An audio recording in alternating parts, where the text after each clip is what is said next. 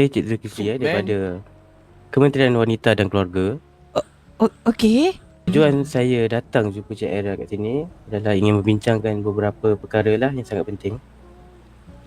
Saya nak maklumkan yang pihak yayasan iaitu telah menerima satu pencarian khusus pada Cik Aira sebagai ibu susuan kepada individu yang pernah menetap di bawah pihak yayasan, iaitu bernama Ros. Betul Cik Aira? Ros? Ya, betul. Anak susuan? Ya, betul. Dia telah mencari Cik Aira selama bertahun-tahun, tapi pencarian dia gagal kerana Puan Aira telah meletakkan jawatan terakhir di hospital MORP pada ketika itu. Saya tahu, saya pernah attend untuk bagi kiranya masa tu that time kat seorang baby.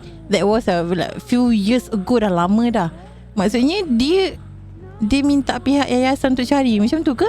Ya, betul. Dan nama Puan Aira adalah sebagai nama yang telah didaftarkan sebagai ibu susuan dia. Oh, kenapa baru sekarang cari